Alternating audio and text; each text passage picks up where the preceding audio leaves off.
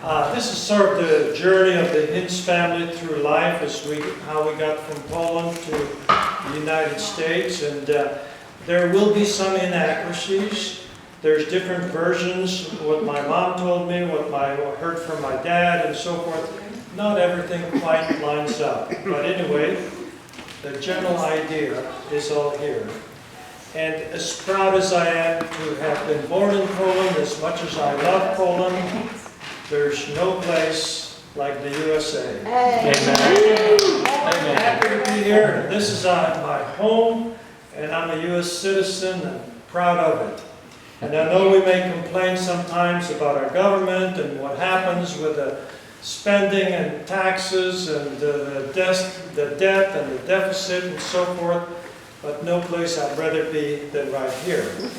Amen. But I was born in Poland. Haven't always been a U.S. citizen, and this is the place where I was born, upstairs.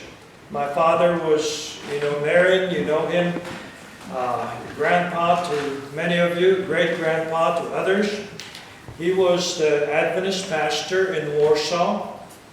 The church services were held in our home, in our living room, upstairs over here. And things, for a while, were going quite well. I don't know how long he was a pastor there. But while things were going well,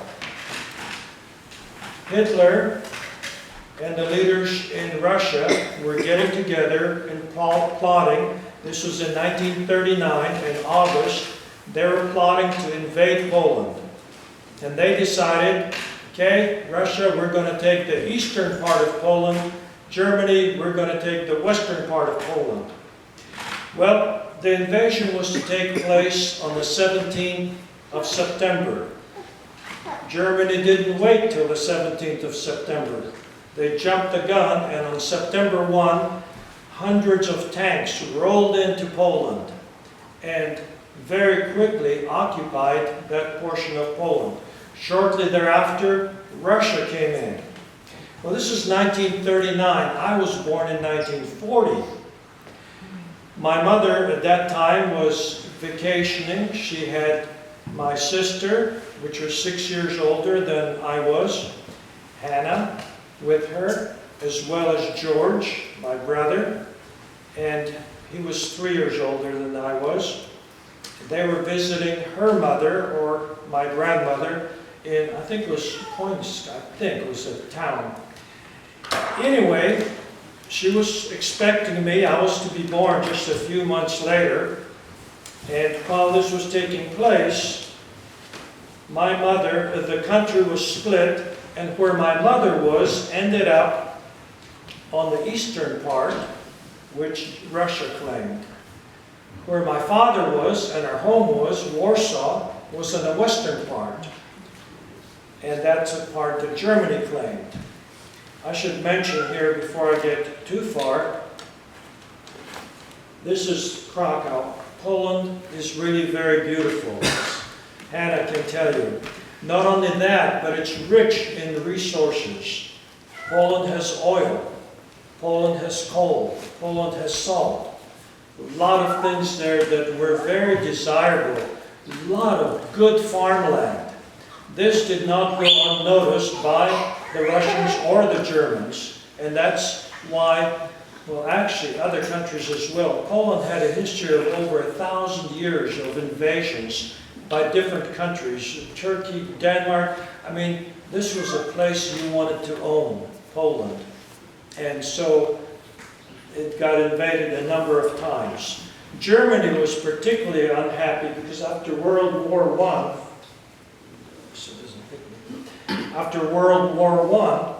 Poland regained some of the land, the way it was divided, regained some of the land that had at some point been taken away by Germany. Germany was not happy about that. Hitler wanted that part back, but he was much more greedy than that and wanted a whole lot more. In fact, he wanted the whole world. But the architecture in Poland was beautiful, Gothic. Poland was also one of the leading nations in Europe as far as education. Second oldest university in Europe was in Warsaw, in Poland. Prague had the oldest one. But it really was quite on the edge, you know, leading edge of technology and everything of that day. Unfortunately, and I'm going to be jumping around just a little bit, when Germany took over, their target was to kill off all the people that were educated, the professors at the universities, preachers. A lot of priests were killed, and doctors, anybody that had a good education, because these people are the type of people that maybe would protest or do something like this. On top of that, after Russia had come in, Russia promised them that they would come in to someplace in Russia and they would discuss democracy for Poland. This is after the war, so I say I'm jumping around. And so they had 3,000 of the brightest Polish people come to Russia and kill them all. And so, you know, it really set things back. You know, when you take the brain power of a nation away and destroy them, it does something to that nation. Anyway, the villain in this whole thing, right there, Hitler. Now, a lot of people think that Hitler wanted to just destroy the Jews. This is so untrue. His idea was to kill all Polish-born people. I'll show you here a slide. Again, I get ahead of myself.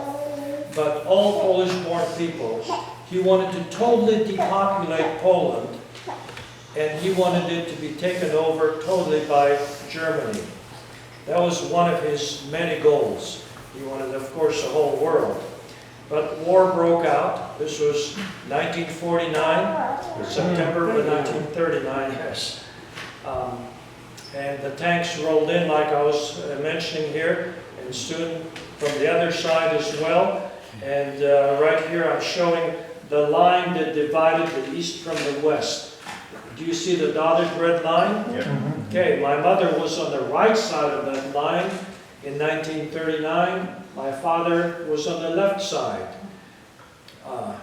Your father was on the right side. That would be me and George. Your mother, for some of you, was on the right side. And so my mother now had a situation. She needed to get across to where the house was, where the family was. Now this is not a picture of my mother, and it's not my sister, not my brother, and it's not me, because she wasn't carrying me, at least not externally.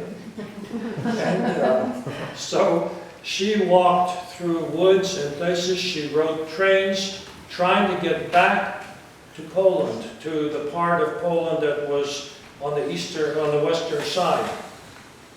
She did pretty well. She eventually got to a place where, to the line that divided the east from the west in Poland. And there she could see the guards walking back and forth. How far in kilometers or miles was that, do you know? I don't know.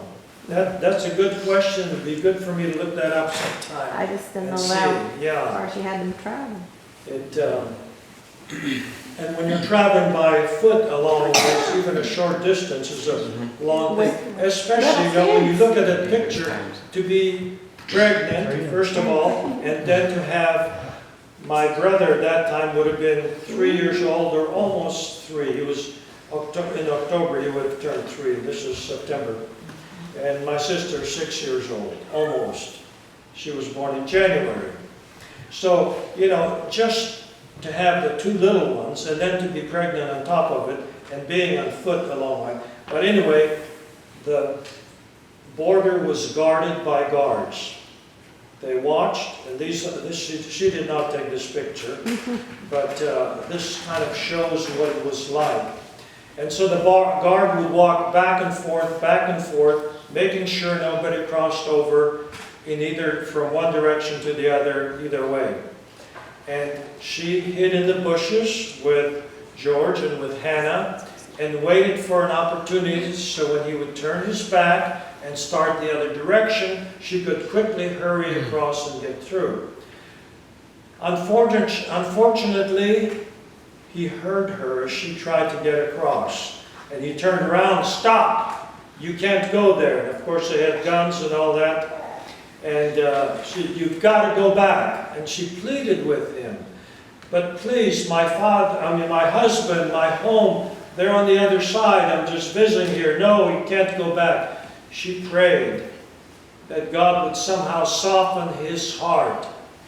And finally, after a while, he said to her, "I can't allow you to cross, but I can't stop what I can't see." And he turned his back and gave her the opportunity to get across. So the family was reunited. And shortly thereafter I was born. But here's some of what I was talking about.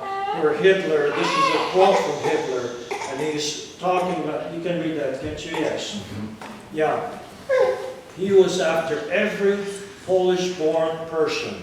He wanted that country, and in order not to have any resistance, he first started off by killing the most elite in the country. And of course, the Jews had it the worst, because a double whammy. Not only are they Polish, but they're also Jewish. And so this was the goal here. And I'm not sure what this one says here. Yeah, it could no longer be called Can no longer a be nation. allowed Yeah, to wear the name of a Yeah. cultural nation. Uncle Norman, do you know if those guards were German there or Russian in that particular place? You know, I think they must have been Russian, but I don't know. It's my guess that they were Russian and they were trying to keep the people from getting away from there. But, yeah, that's, you know, so many things. I wish that I had talked to my parents more. They were not, especially my father, certain things he didn't talk much about at all. Okay, here, you know how we value conscience, morality. A group of young people that were violent, that were vicious, that were what? Cruel. Yeah. That was just gold. Oh, what an ambition. Anyway, they began to gather up not only the Jews, but other Polish people. Of course, you couldn't get everybody all at once. But so I'll talk about the Jewish people here for a bit.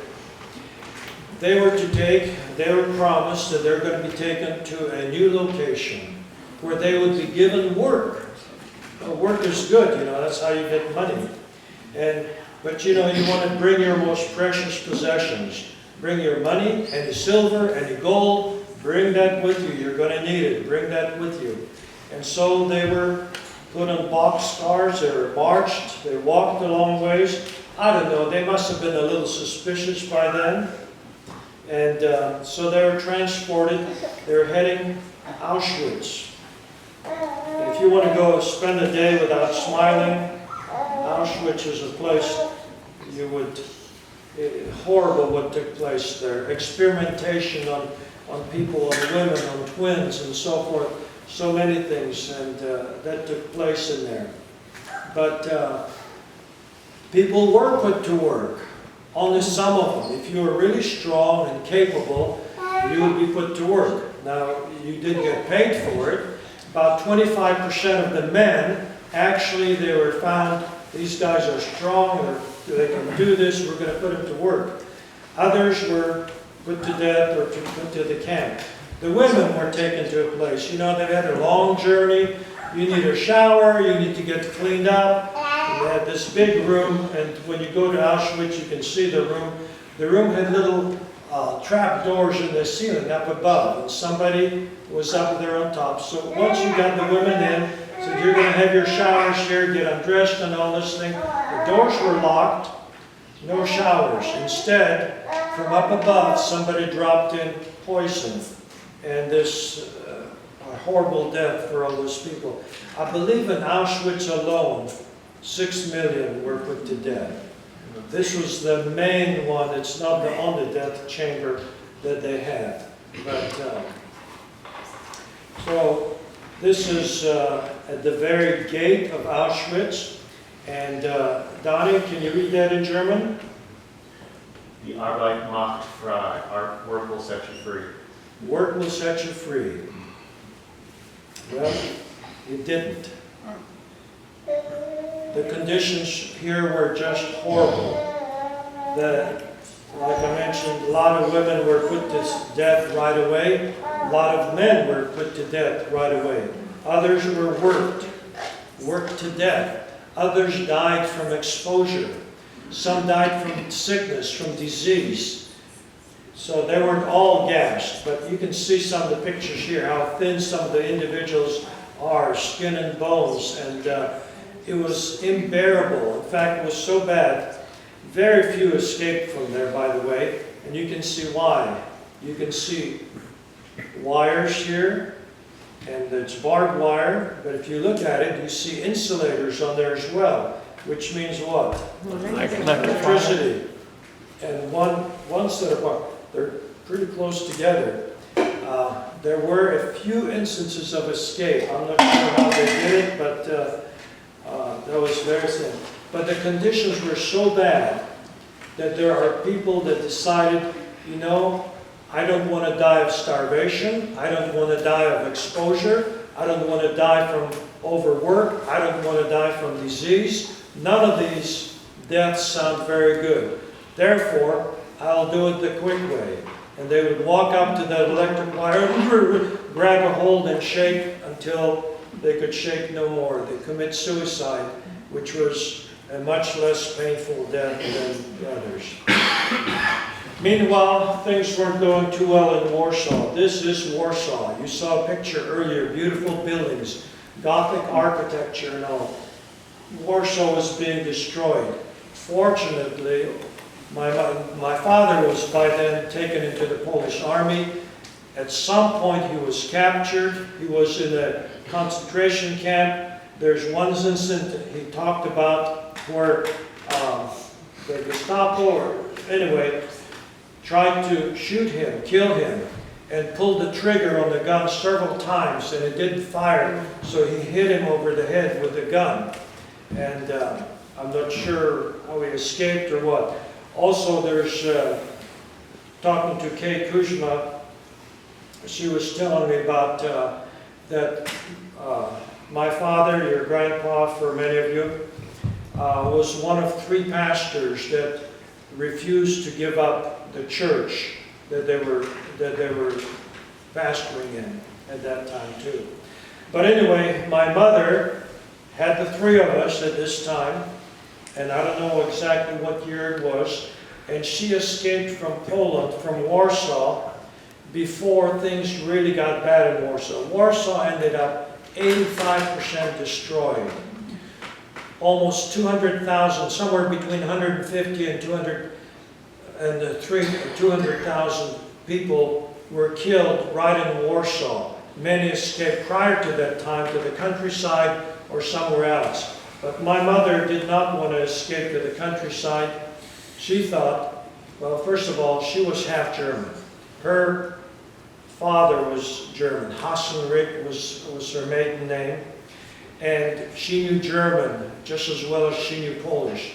And so she thought, you know, Germany is winning the war here. I've got to keep my kids safe. Let's escape over to the German side and we'll be safe over there. Well, it didn't turn out that way, maybe for a little while. So she wasn't there when this destruction took place. By then she was in Germany, and I'll tell you more about that later. But these are pictures of Warsaw after the war, during the war, I should say. Now you can see fire down below here and soldiers marching, the Nazis.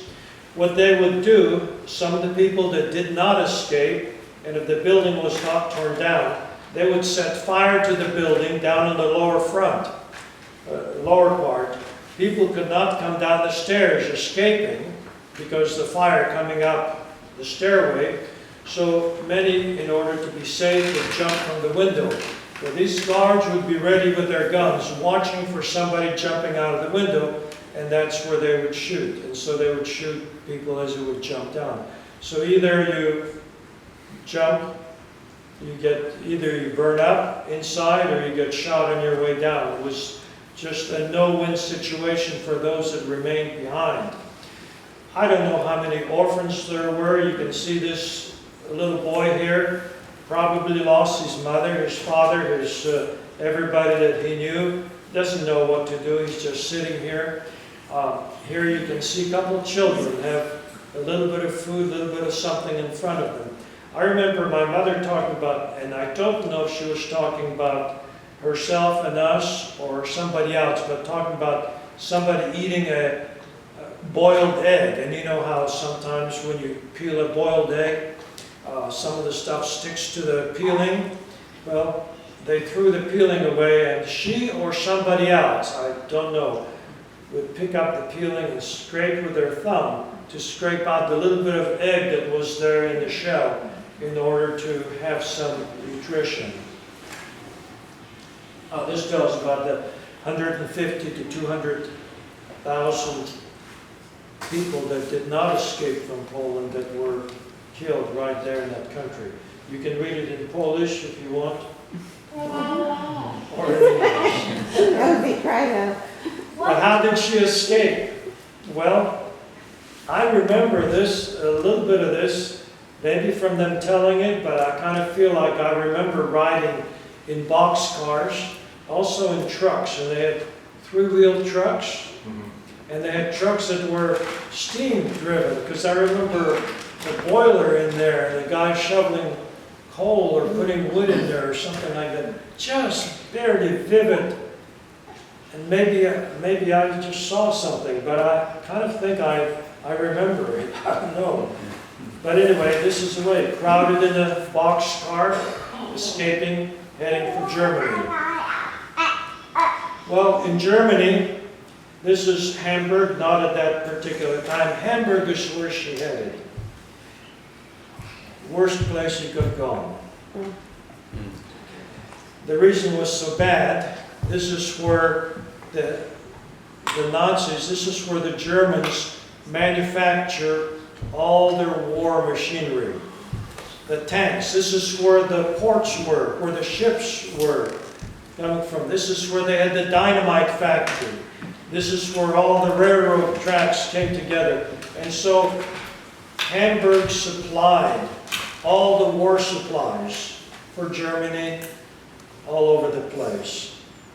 Therefore, this place, in order to hamper his progress, Hamburg had to be bombed.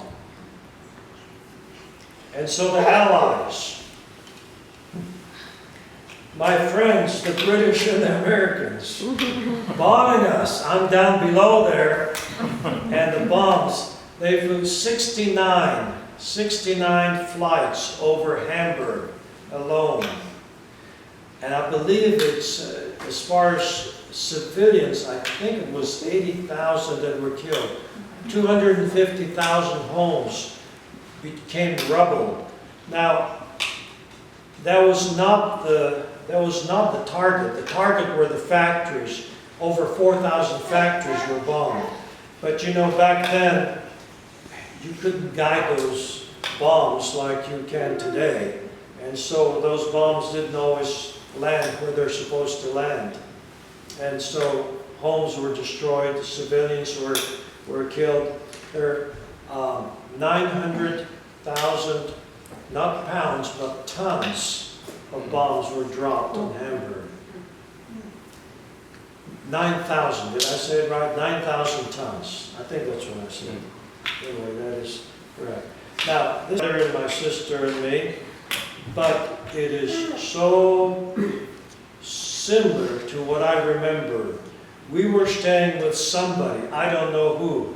I don't know if it's somebody that my mother knew, but a family apparently took us in. No idea who they were. And we stayed with them during this time. Right next door was the rubble that we were playing in. A house totally destroyed right next door to where we were. Now, Mother taught us very well. She said, We could go outside and play in the rubble and do various things, but if we heard the air raid sirens, that meant that the bombers were coming. And once they start coming, you know, the building would be shaking as the bombs were being dropped. You could hear the airplanes coming overhead because they came in drones. I mean, just so many of them at one time. We were the target as far as Hamburg goes. So we would quickly go down to the basement and we would all pray. I remember just something very, very similar. I know they had goldfish or some kind of fish, because something happened to that. I don't know if it fell on the floor, but silverware that was on the floor. I do remember this. I mean, that was on the table, ended up on the floor from the shaking, the vibration of the buildings. I have to tell you one little story on George here. Actually, it's more on me than it is on George, but we were playing outside, and now, of course, 3 years younger than he was. There was a carriage of some kind there, and we were playing on it, and he touched a button. Now, this is probably a upholstery button. I don't know what kind of button this was, but at the very moment that his finger touched that button, the air raid sirens went off. Oh, I was mad at him, and I ran into the house. Mother, George did that. And now the airplanes are going to come and bomb us, and it's his fault. And of course, that was one of the 69 air raid sirens and bombings that took place. Well, this is what we were waiting for coming up right on this next slide. Tuesday, the 8th of May. Yesterday morning at 2:41 a.m. at General Eisenhower's headquarters, General Jodl, the representative of the German High Command, and of Grand Admiral Dönitz, the designated head of the German state, signed the act of unconditional surrender of all German land, sea, and air forces in Europe to the Allied expeditionary forces and simultaneously to the Soviet High Command. The German war is therefore at an end. Today is Victory in Europe Day. We may allow ourselves a brief period of rejoicing. Long live the cause of freedom. God save the King.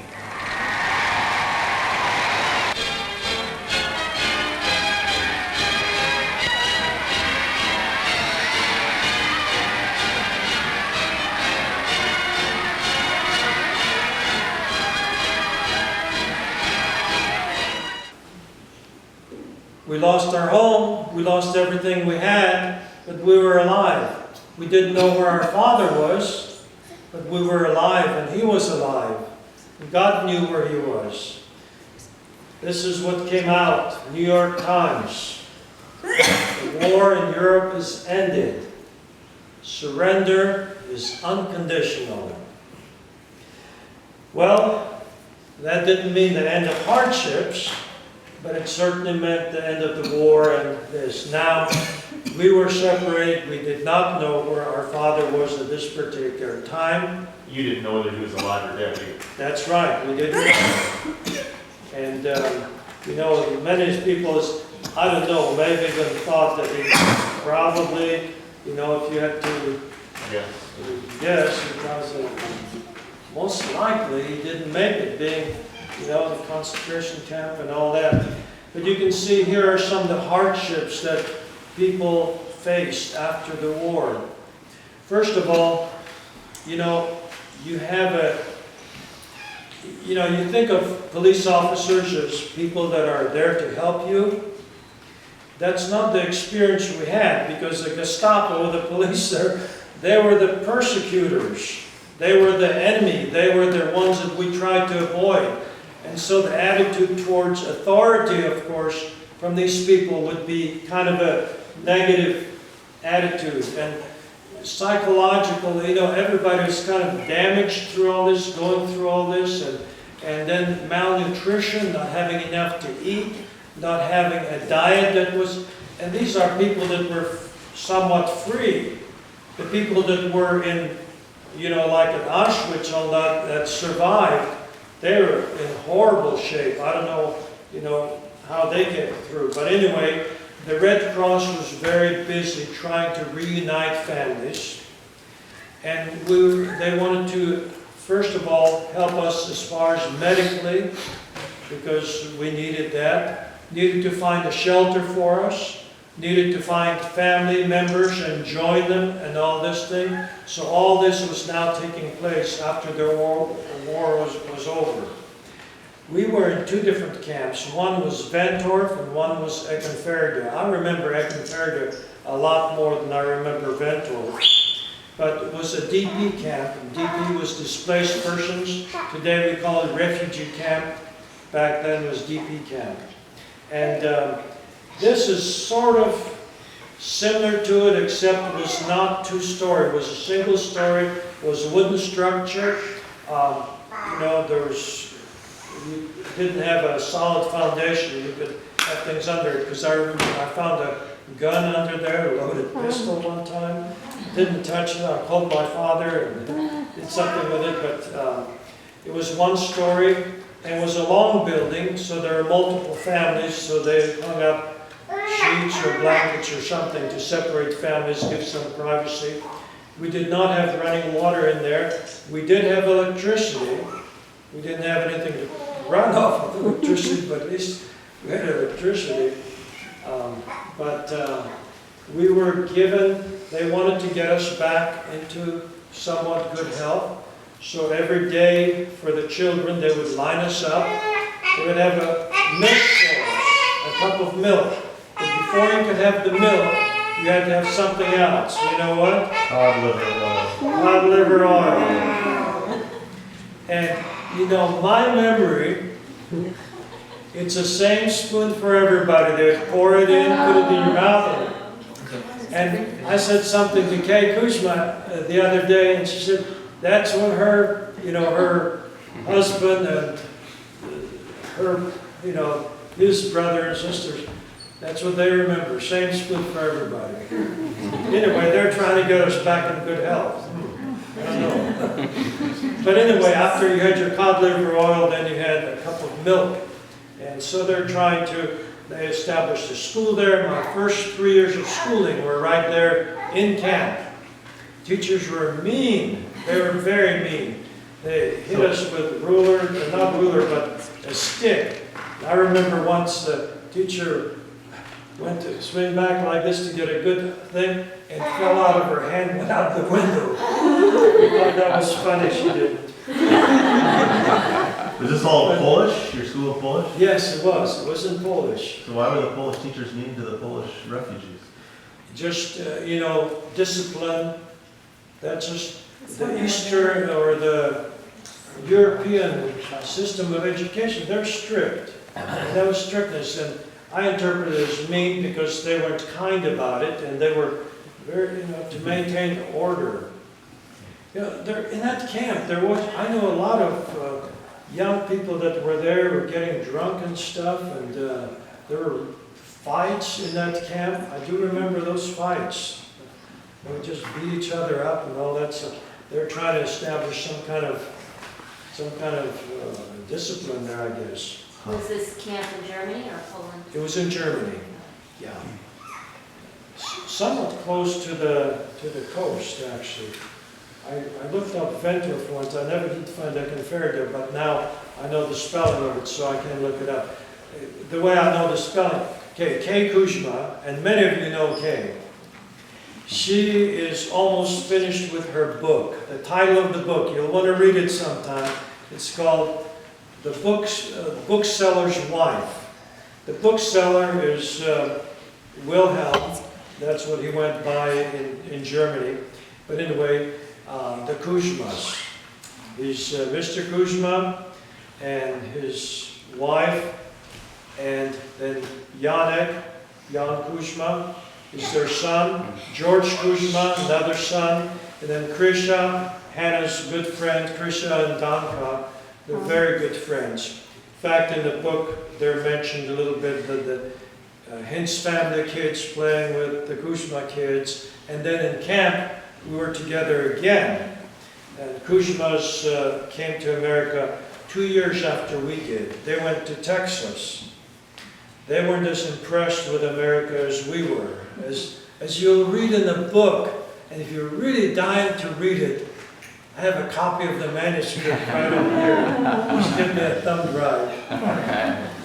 But it's very interesting, and as you read it, you can understand a lot more, because our family and their family kind of experienced parallel situations through the war and all that. But anyway, Kuzmas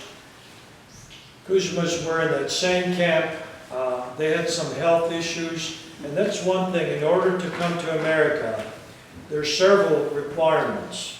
One of them, you had to be in good health. They failed the health test, 2 or 3 of them, and they had to have more treatment and all this thing, delayed them by 2 years. They ended up in Texas. It was hot, it was muggy. They were on the farm and something else. I don't remember what it was, but anyway, they stayed there for a year. Now, Kay thinks they were required for a year. I think it was 2 or 3 years, if I remember from my folks, and it could be that law changed, but you couldn't just decide, hey, I'm going to go to America. You couldn't do that. You had to have a sponsor. Somebody had to pay your way, your ticket.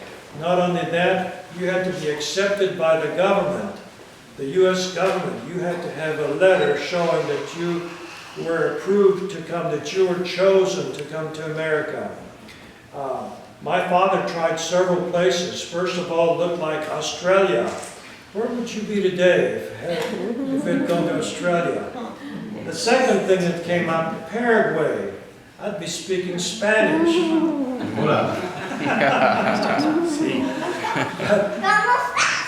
I don't know where you guys would be. Wouldn't exist. Oh, things would be so different. You know, it's amazing one little thing in life and how it changes so many things that follow.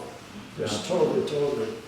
But anyway, because my father was a conference employee employed by the Adventist Church. Oh, I didn't mention this. The U.S. government required not only that somebody pay your way, but also guarantee.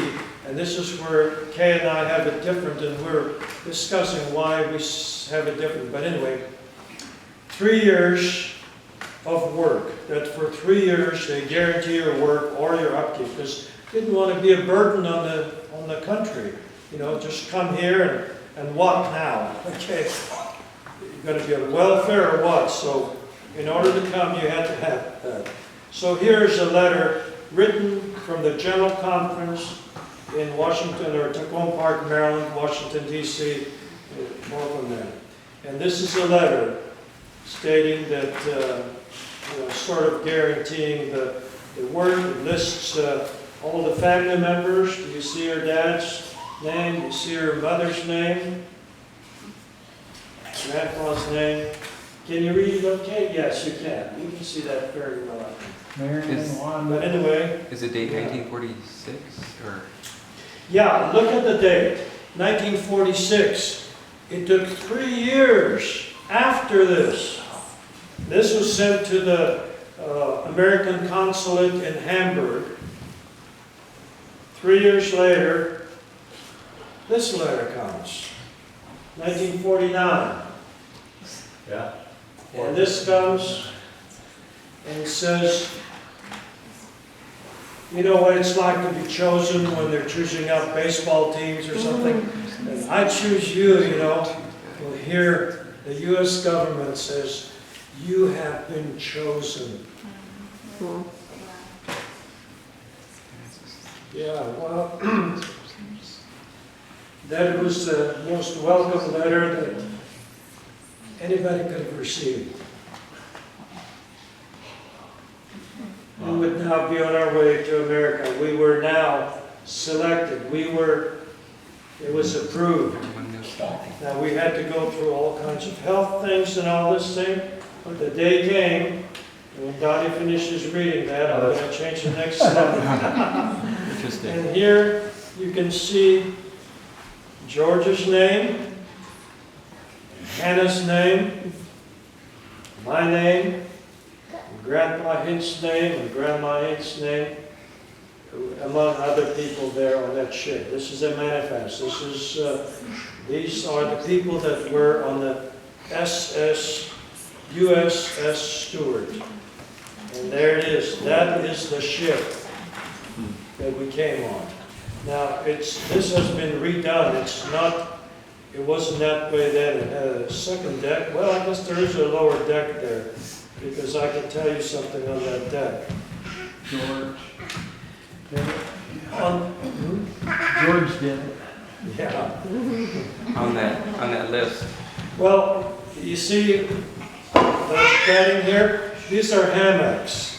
That's really a pretty neat way to sleep on the ship, because when the ship rocks, the hammock doesn't rock in relationship to the earth, right? And so it the ship goes, and so that was the only place you could really get some relief, is to be in your hammock. And you can see that they're triple layered, 3 layers high. These are immigrants coming to the United States here. It may not be from our ship, or it may be, I don't know. I found it on the internet. I said, I've got to have that picture. So, and I've got to tell you this, attached to each one of these was a little bag, and that bag was for your lunch. The one that had a few hours earlier. And boy, did we ever empty ourselves. I was seasick 8 of the 10 days. We were in motion for 10 days. The last 2 days, I wasn't seasick anymore. I guess there's nothing else to come up. I don't know. But they fed us there, and then we let it go. But I do remember that when we would get our food, we'd have to walk with our tray, and we'd tilt it because the ship was tilting. Otherwise, the stuff would come off. And things like oranges, you had to eat them right away, because if you put it on the table and the ship tilts, it goes down, knocking off everybody's, like a bowling ball going down the pins. One incident in Poland, at that particular time, there weren't any black people. I had never seen a black person in my life till I got on the ship. And before the ship ever left port, I'm running around like, a little kid, just sort of like you would. And a black man saw me there, and he was very friendly. And he was totally in white clothing. And he just came up to me, greeted, and patted me on the back of my neck. And I had looked at, because I was staring at him. And I thought he was, maybe there was dirt or something. I ran to Mother, is my neck dirty? But anyway, then I lived in D.C. and we lived on many, and in Africa, so learned very well. But talking about not being able to keep your lunch down, it was messy there, because I wasn't the only one. Everybody, most of you get seasick. Yeah. Maybe you get, yeah. I still get seasick, or going around in circles. I never get car sick. Linda does, but I love cars. Before coming to America, I think I rode in one car. It was so wonderful. We lived 10 miles away from where our church school was in Salisbury, North Carolina. And so we would ride in a car every day. Oh, what a treat. What a treat. I still like riding in cars, and driving cars are fun. But anyway, I remember one incident on here. I felt, you can feel before you throw up. You can feel that it's coming. And you kind of keep your mouth closed. And, you don't want to do it on the ground. There's already enough there. So I ran to the edge. to lean over and let it go. But it was 2 decks, and right below, there was another man doing the same thing. It was terrible, but, you know, the thing is, I was able to hold it long enough to move over. And then I let it go. But the ship was in motion and the wind was blowing. It just splattered him.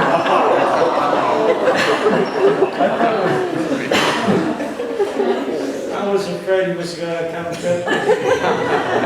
So I ran to Mother again. You know, mothers are wonderful. Yes. But then the day came. October 12, 1949. Columbus Day. Columbus Day. My mom said that. She said, I Columbus discovered Day, America yes. on Columbus. Yes. That was what she said. Yes, isn't that something that's a special meaning I to always me remember because of that day Yes. because of that. And so, because it was Columbus Day, it was a holiday, and they weren't working, so we just stayed in port all day long. We saw the Statue of Liberty all day long. Saw the skyscrapers all day long. This is what it looked like. That's what it looked like in 19. Yeah. 1949. All day we saw this, and it says special meaning. When they're reconstructing, you know, I don't contribute to a lot of secular things, but when they're rebuilding Statue of Liberty, I was very quick to donate towards that. There's a special meaning that it has to me and had to me. Linda and I have been there since then. We went out. Most of you have probably been out to Ellis Island, to the Statue of Liberty. I went by the boat this last summer.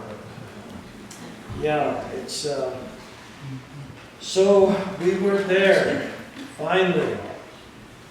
By the way, George, there's these big spools that they had, you probably don't know this, but these big spools that had ropes on, and he and I were playing on that like a merry-go-round, because it was unspooled already. They tied up the boat, and he got his finger caught somewhere and lost a fingernail. I don't know if you knew that, you probably didn't know that. It grew back. Well, this is Ellis Island. I don't know how many more years after that they used Ellis Island, but not many more, maybe not a year, maybe 2 years.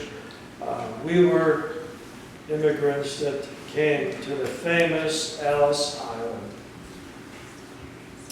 And still, you know, you still don't know, are you going to get to stay here, or are they going to ship you back? And there were people that were shipped back. You still had inspection here. They didn't want somebody with TB that's going to infect. They didn't want somebody with lice. So now they didn't send you back for lice. You'd get some more if you did.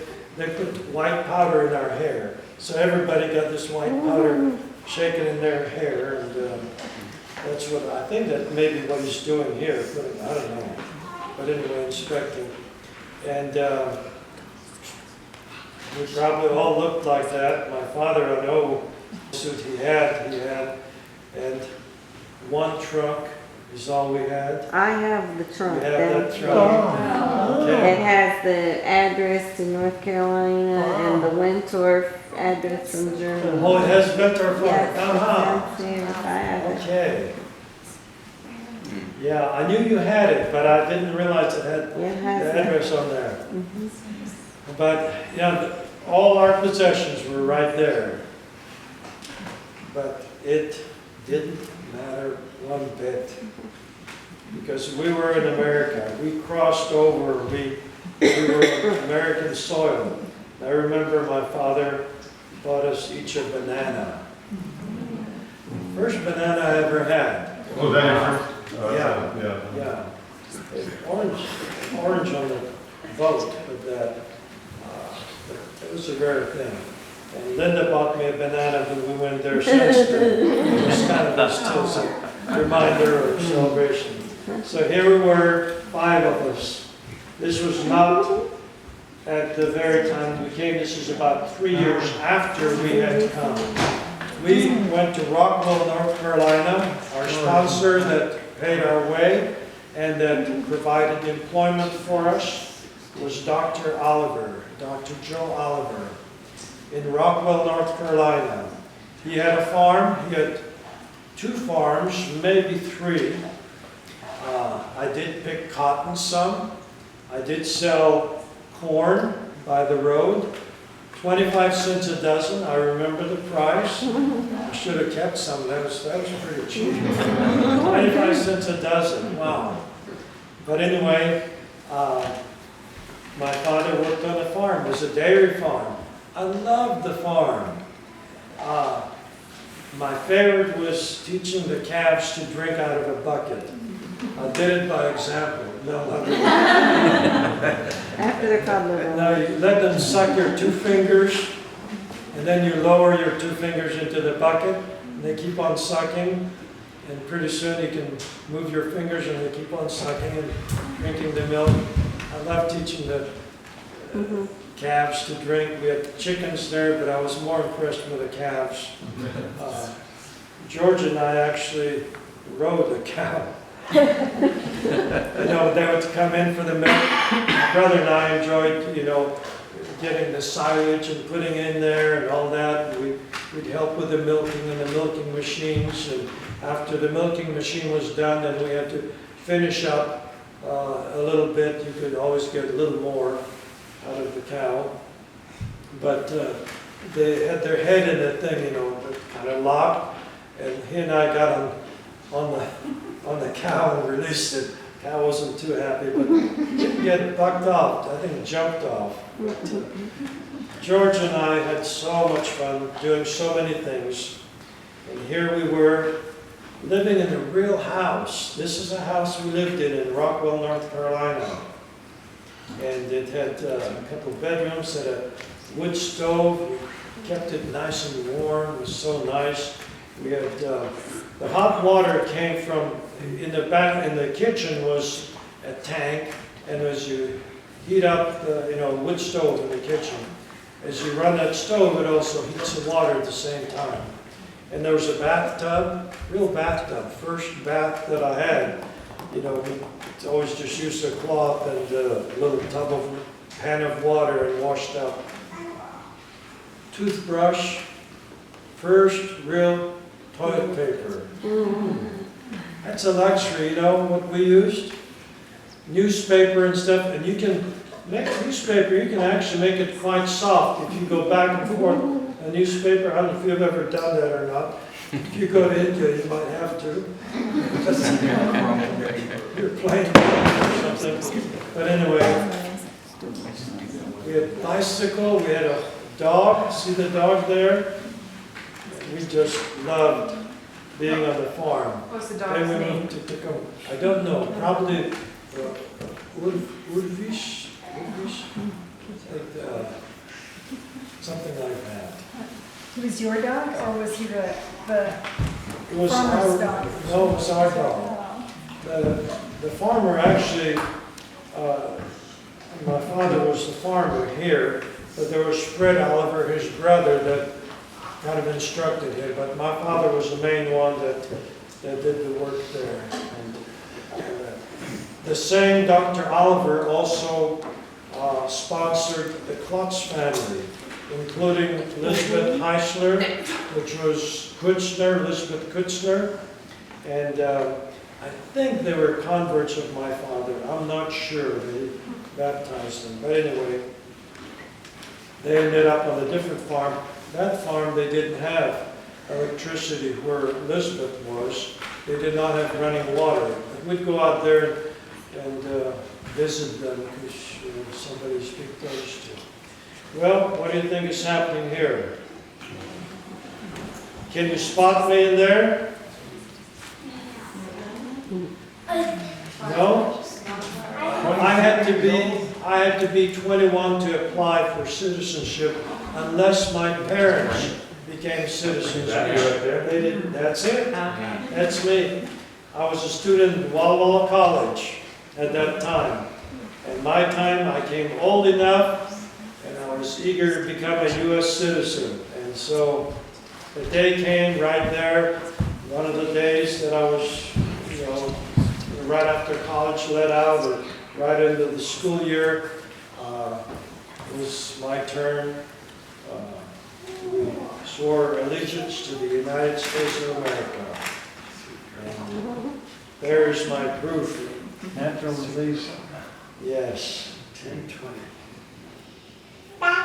And so now, as of that day, I have been a U.S. citizen, and a proud U.S. citizen, and a very happy U.S. citizen, and forever grateful to the United States of America for taking us in. But even with all the wonderful things of America, the freedom that we have, freedom of religion, freedom of speech, all the liberties that we have, we still don't have it all. We don't have freedom from sickness. We don't have freedom from death. We don't have freedom from sickness, from crime that takes place and all this. But the day is coming. We have a promise.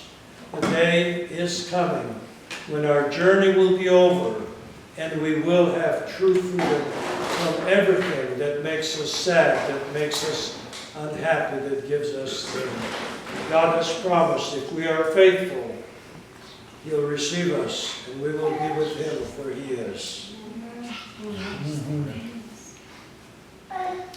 And that the journey will be over.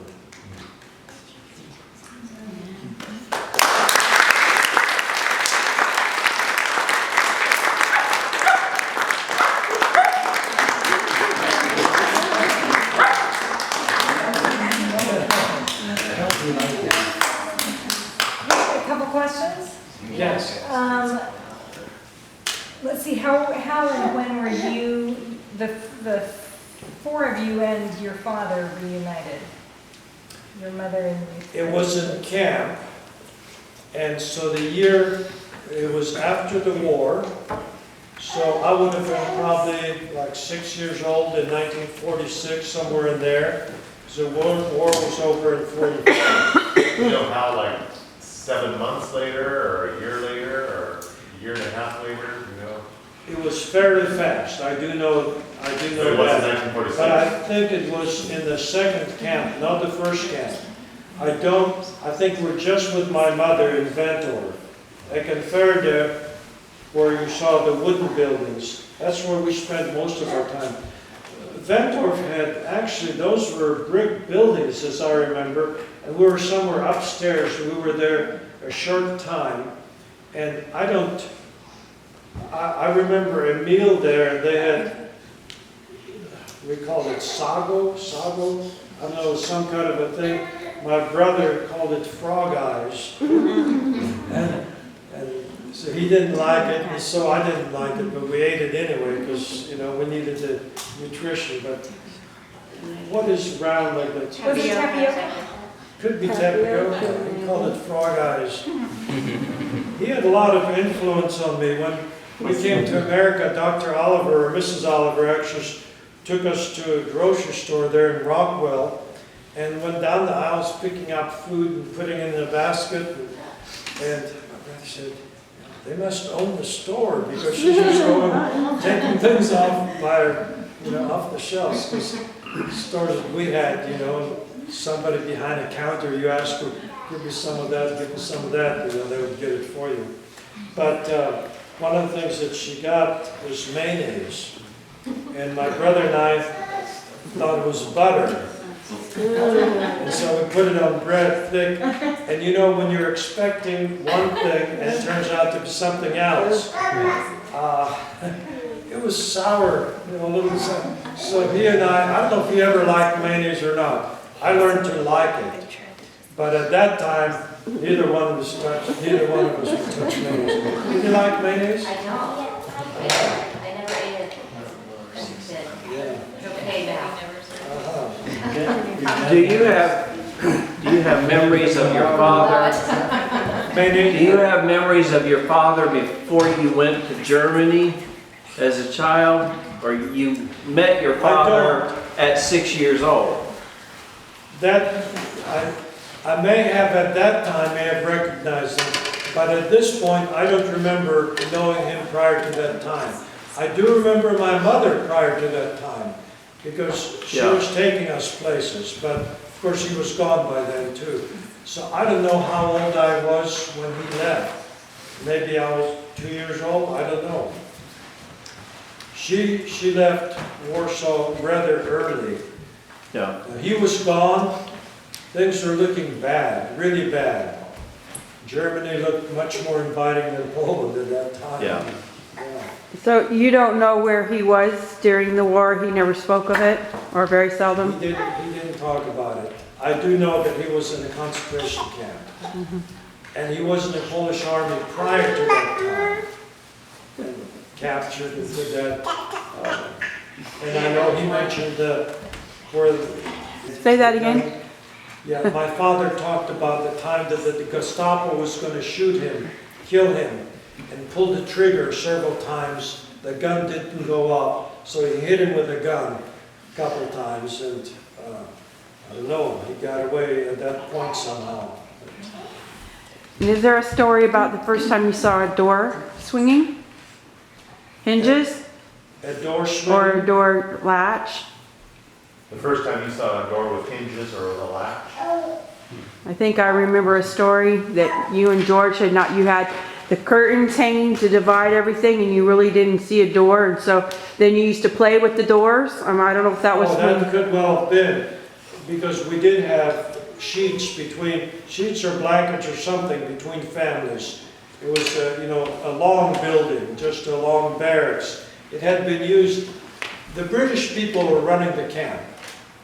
I remember when we received a care package, actually care, C-A-R-E, from the United States. By the way, I've donated also to CARE. Since I don't anymore because of the CEO, how he got the salary that he got was so huge and all that. Anyway, it was a story in the news some time ago. But yeah, had a lot of things, dehydrated things, and it was very exciting. One of the things that it had is toilet paper. I didn't get to use any of it, the adults got it all. But I remember my father commenting on how wide it was, or somebody mentioned how wide it was, and he said, well, the Americans must have a big star. He referred to it as a star. You know, he poured it through the He did, and He I did. thought it was that I'm glad you brought that up. That He is ordered so a lot of true. things, and And so, if you live with a shortage, you have a tendency to do that, yes. Be sure to use it. Yeah. Uncle Ron, can you tell me more about when Grandpa or your dad was refusing to give up his church? I don't know much about it, but there were 3 pastors, and Jay Kuzma, but Kay Kuzma makes reference to that in her book. There were 3 pastors that refused to give up their church or their congregation, and I don't know what happened to them as a result. The German, well, actually, I should mention this too. We could have gone back to Poland. We did not have to. We could have left the camp and gone back to Poland. But my father did not trust the Russians, because the way things were divided, Russia kind of was, I don't know, Poland was kind of given to them, or they took it. Actually, in 41, Germany took all of Poland, and then I think in 44, Russia took it all back somehow. There was some back and forth. But Poland was going to be under communism. They were going to have freedom, but they're going to be under communism, kind of contradictory in terms. And my father did not trust the Russian government. He did not think they would have liberty, freedom, and decisions. And so he was determined to immigrate to some place. Well, he was right. It wasn't until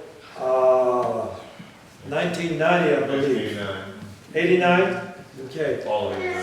Yeah, when Poland became free again. All those years we would have been living under communism. And during that time, Russia in 1945, 46, 47, in the 40s and 50s, took the land from farmers that had been farming, and they did this collective farming, you know, where you work and we collect. Collective farming, and there was a lot of protests. They also imprisoned, because Catholic Church was such a predominant church in Poland, and it still is. They imprisoned just about all the priests. And again, a lot of protests, and what year? They were freed. 1950, I think. That's when they were freed again. Just a lot of protests. The Polish people were very determined, very strong. They valued their liberty, their freedom. Even though the Russians pushed them around and all this thing, they always gave them a very hard time.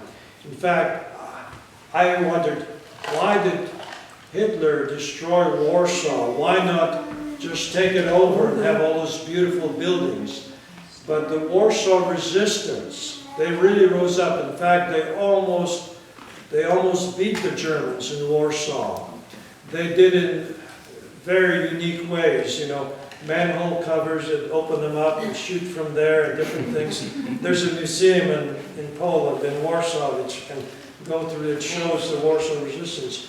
But that angered Hitler so much that we gave him such a hard time that he determined to destroy Warsaw, just destroy it, because of the Warsaw Uprising. But yeah, my father was right. Russia would not let go of Poland. They continued to rule them all those years.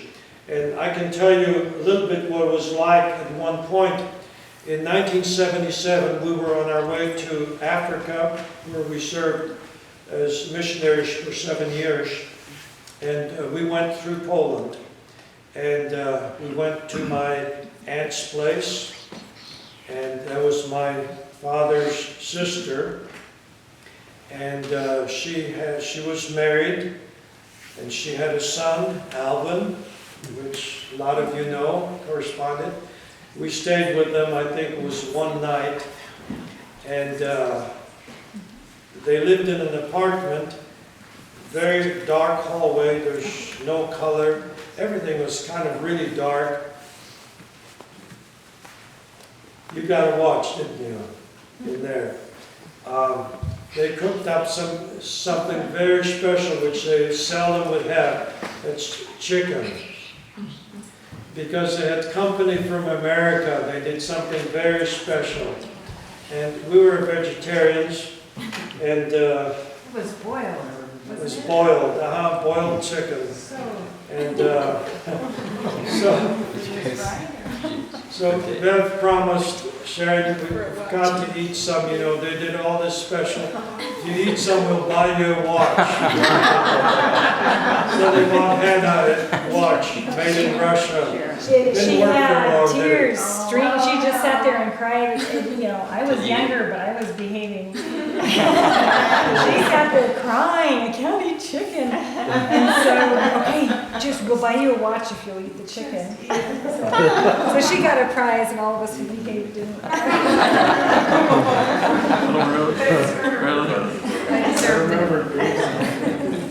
But, you know, so here were 3 generations of people living in this apartment. My aunt, her daughter, and their son, 3 generations. And they were saying, isn't our apartment big? It was 1 bedroom, by the way. Isn't our apartment big? Isn't our apartment big? They had a bedroom, a kitchen, a bathroom, and a living room. And we all stayed there.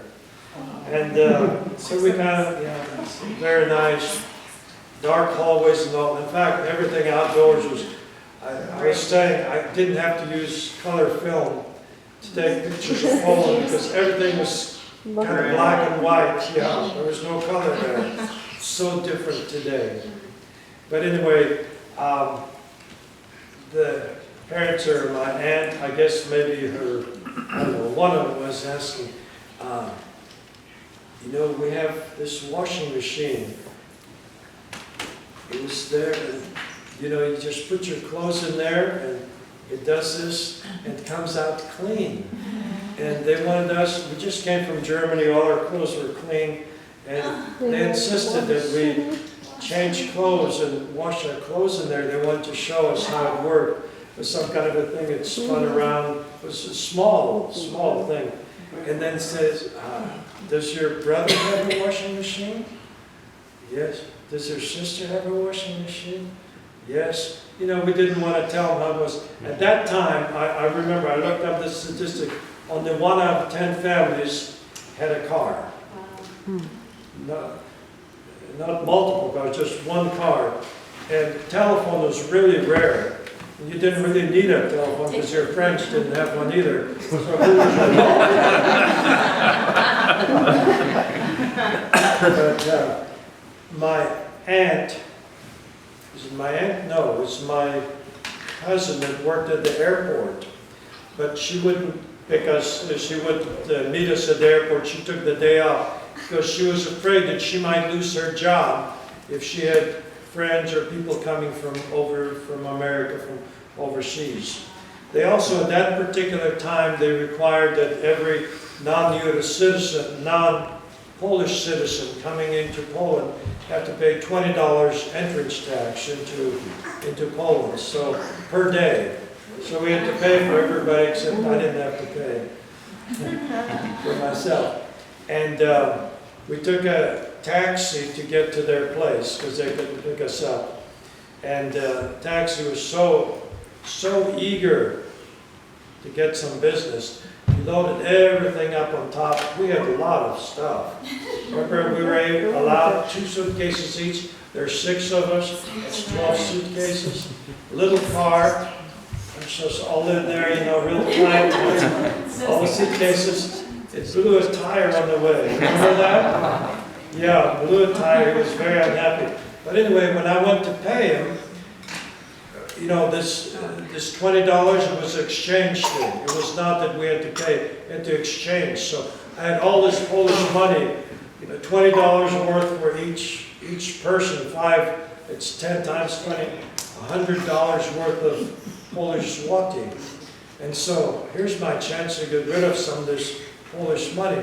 So I went to pay him, said, no, American money is no good. So first I thought, no, this is your guys' money, you know, this is, then I thought, oh, you know, they have it so tough, I'll pay them with American money, so I did, but, yeah. The other thing in there, show us, above the bathtub was this hot water heater, it was gas, and they're saying, you know, don't have to heat up water here on the stove to take a bath, you know, it comes hot right here, it's hot. They're so impressed with the fact that they had hot water right over the bathtub.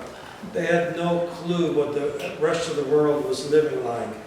And I didn't want to tell them, you know, let them be happy with what they have, you know. But when we went back, you know, I've been back twice now since then. Anyway, it's so different. It's no longer under communism. The people smile now. They're happy. They're painting the buildings in color, orange and different colors, bright colors. And in the city square, you can hear music. You know, they have musicians there playing accordion, yes. And groups singing there. Big square, a lot of people. Linda bought a CD there from them, you know, just a small group. And people eating ice cream and stuff. And also they're really pushing the credit card. They have these little leaflets they're giving out, trying to get people to apply for credit cards.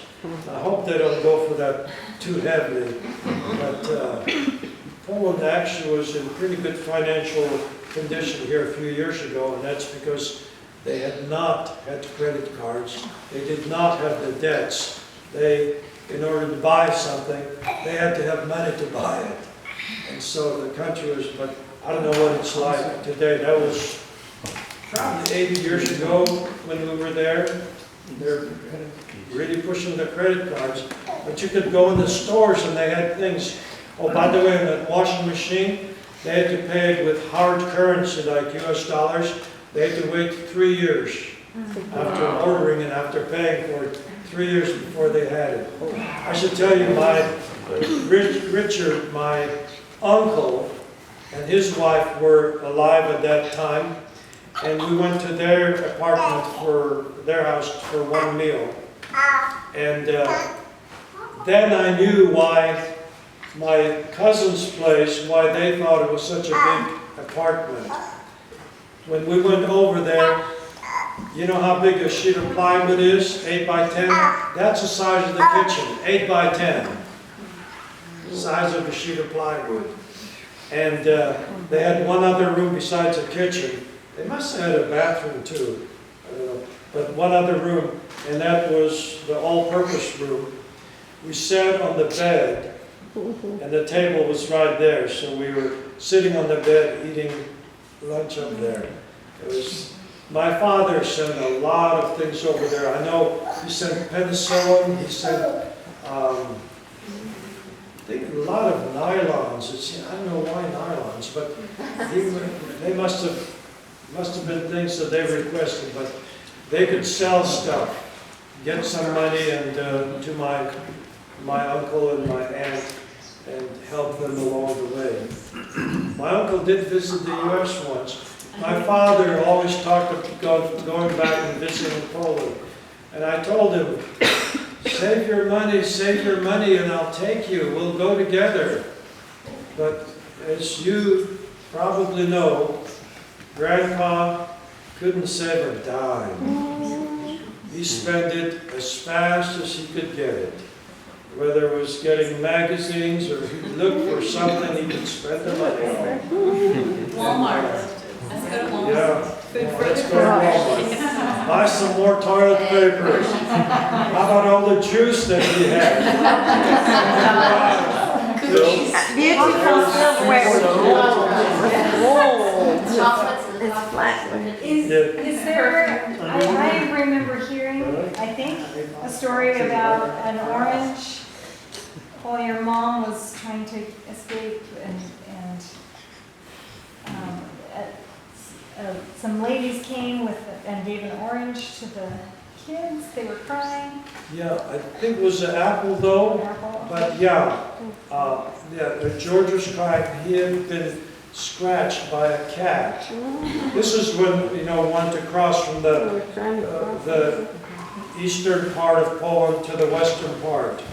And she was trying to quiet him by giving him some apple and all that, because he was kind of whimpering with a scratch and coldness and all that.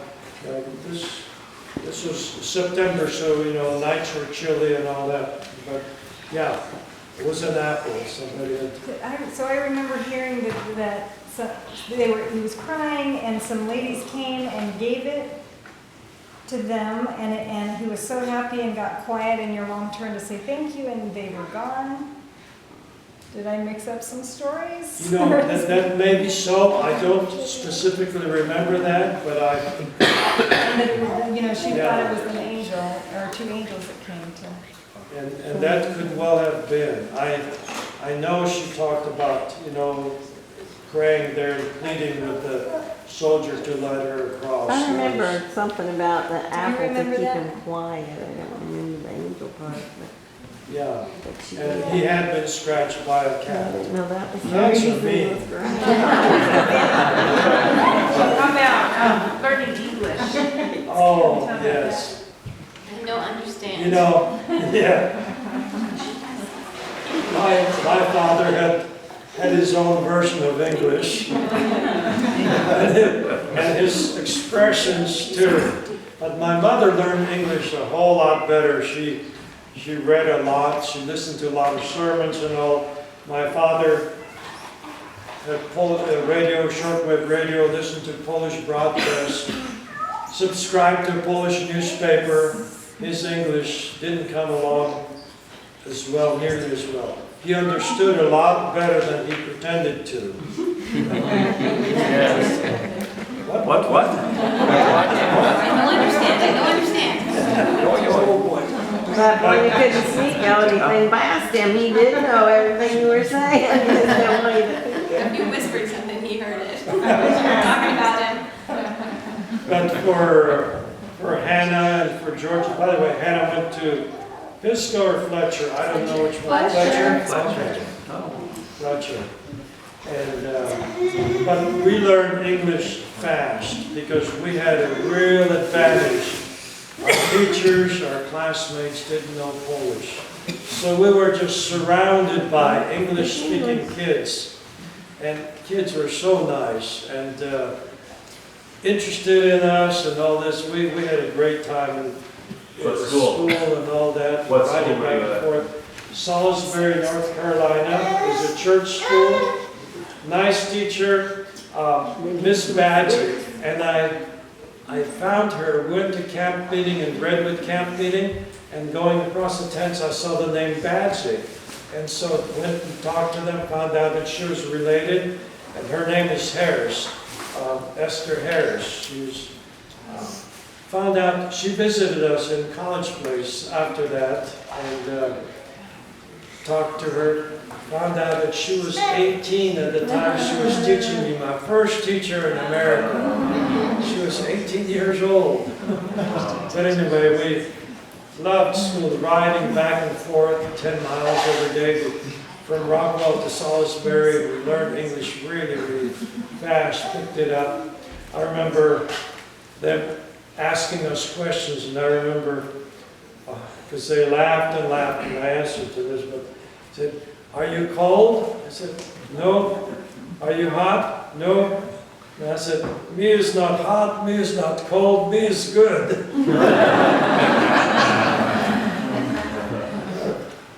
Yeah, when we came, I knew the word cat and dog, and that was about it. I don't know why I learned cat. What about my country, tis of thee? I come from Germany. Went to junior camp one year, shortly after being in Tacoma Park. So I'd been in the States for a little bit now. I was grade 6 at that time. Ronnie Bender. He was kind of mischievous and all this thing. But anyway, we were at junior camp, and he was kind of making fun of me being Polish and all this thing. And he would sing to me, "My country, 'tis of thee. I come from Germany. My name is Hintz." I punched him so hard. I knocked his breath out. There was a log behind him, and he tripped over the log. I never heard the song again.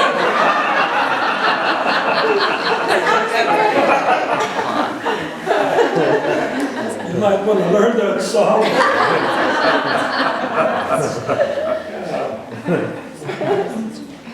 I've heard a lot of Polish jokes over the years, and I enjoyed them. My favorite one was always, "How do you sink a Polish ship? You put it in water." So here's a more serious question. How about your last name and how it changed and why? And what was Okay, it? and it was, in my lifetime, was H-I-N-C, except now I'm wondering it may have been H-E-N-C. And I got that from Kay's book. So I don't know if it was H-E or H-I. But anyway, when we were going to be coming to America, they said, you know, it'll be pronounced Hink if you keep the spelling like it is. So it was changed to H-I-N-T-C. Sometime back, I believe, I heard this somewhere, it used to be Hinchevsky. And that's where the C, then the Z. CZ is Ch, Hinchevsky. And Hintz. And so, yeah, spelling was changed. You know why the pronunciation was changed? Why Hinchevsky became Hintz? I don't. Easier to say in here. Huh? Easier to I say. thought, Well, that I was thought it was further the back. sound German. Hmm? I thought it was the sound German. Oh, Hintz sounds German, right? Hence, the H-I-N-C may have been, it seems like it was, for some political reason. I missed my chances to find out a lot more from my folks. Jan Kuzma took a tape recorder of that, and so she really got the history. Plus, she did 4 years of research on the war and on things like this. You get a chance, get that book. They went back to Poland as a family, all 4 of them, and looked up stuff, and Yes. Donna, before Donna died, and we talked to Donna in North Carolina when, whatever year it was, I have to think too hard. Mommy, her class from Fletcher had their 50-year class reunion in 50, I guess, so maybe 2000, maybe whatever. But they had them in their little program for, this is the class reunion, honor class of 50. And they met there, my mom and one other classmate had been deceased, and they had honorable mention. Maybe flowers dedicated to something like that. And Donna it was Ransinger then, was her married then. But she somehow contacted us, I don't remember how that was. Tim's folks lived there. And we're friends with Donna. No, they And didn't her go husband. to the same church, but they had a senior group, but from a couple of different churches, and his parents somehow connected and contacted, and she sent me the program. The bulletin. And then when we were, the church bulletin or the program for the weekend. And when we were over to visit Tim's parents, they came over, and she had the picture book, and I'm like, we have that same picture. And they were pictures from camp and in Poland, and the classmates and the kids in So did school. did she go to Fletcher as well? Yeah, She yeah. did, okay, I didn't realize that. Well, no, maybe she No, didn't. she She just just lived there lived there later in and was going to retirement. church there now, and they had Moved there from they Chicago. went to the Fletcher church. They were living there in retirement. And By the way, when the Kuzmas moved to Texas, they worked for a very nice man. However, they had outdoor toilet, they did not have plumbing and all this. They were rather disappointed because they were anticipating a wonderful America. well, they didn't come through Ellis Island either. They came through New Orleans. That's She right, said yeah. they came So back. it's right off the start. I was We sad had it it was good. unusual. We had a nice place to be. Is Kuzma a typical Polish name? Is that a Polish name, Kuzma? They're the only people I know with that name. It's, Were they Polish? yes. However, she was, the mother, I forget her name. Should remember that. Kuzma's She was half German, which she took advantage of that as well to, they crossed over into the German part much later, which was much riskier. We got across when the crossing was somewhat easy. Later on was much, much harder, and she talks about it in the book, and Kay does. And several miracles that how they made it. Wow. And got another family across and all that. So how did you get from North Carolina to Gentry, Walla Walla? Yeah. From Yeah, DC first, for DC, yeah, mostly. DC is in there too, so, Well, my mother was going to college. She graduated Fletcher yeah. and was going to go to EMC. Why didn't she not go to Southern? I don't understand. Everybody from Fletcher goes to Southern. Chiggers. But they went to did they see you for her to go to school? My father went there before the rest of us moved down there and got the job at the hospital. So from South Carolina, North or Carolina. North Carolina to DC. DC. Right. And, you know, he had fulfilled his requirement, and so he was free to move. And so we went over there. Remember this too, my mother packed up a package of food and stuff to send to him. And one of the things was an alarm clock. And, but she had canned chicken and stuff in there, and she did. And my brother, your dad, wound up the alarm clock and set it down just for fun of it. And that's the way we took it to the post office. My father never got the package. We later on inquired at the post office, and they dunked it or something because the alarm clock went off. I thought it was a bomb or something. So he never Surely got Uncle the George package. wouldn't do that. So Uncle George was the trickster, joker? Oh, yeah. How's the air raid? Yeah, he pushed the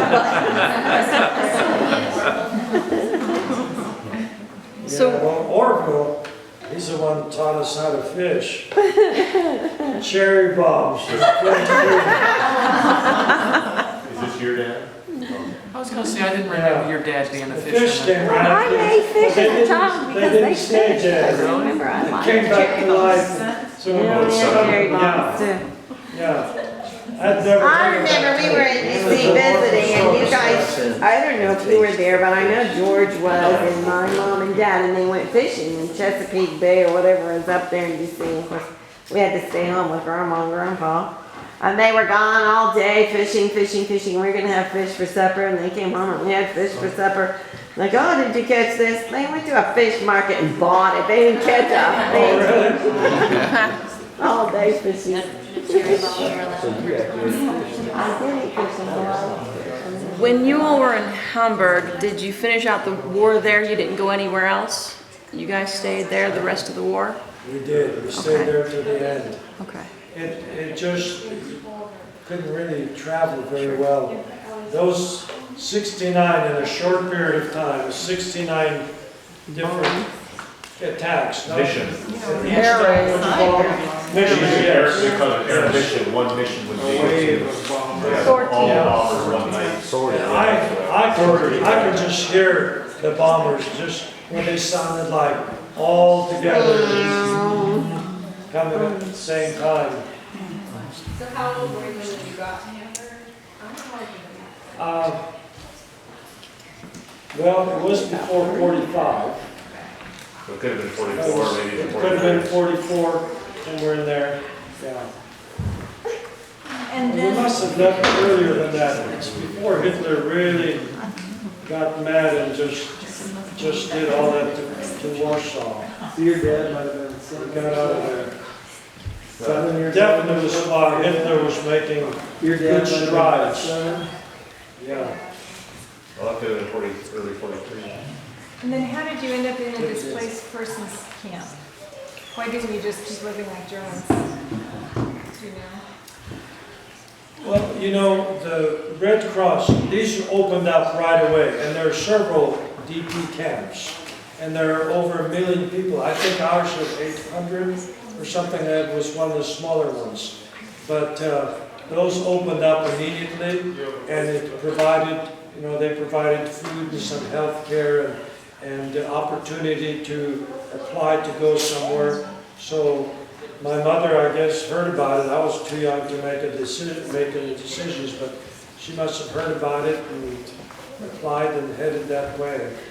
And, you know, if you wanted to be reunited with your family, you would go to a place where the other family member is very likely to come as well. So, and Warsaw was no place to go, 85% destroyed. Place where we lived actually survived. That picture that I had on there, we took that just a few years ago. So, Same building.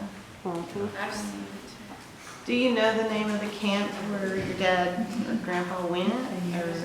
no. Do you know where it would have been in the country? Any clue? What region of the country it was in? If I questioned him, he probably would have told me some, but he just didn't talk about it. It's not a good experience that he had there. He told us a lot of stories about other They weren't people's very nice to experiences. him, let me say that. Do you know if he was in forced labor?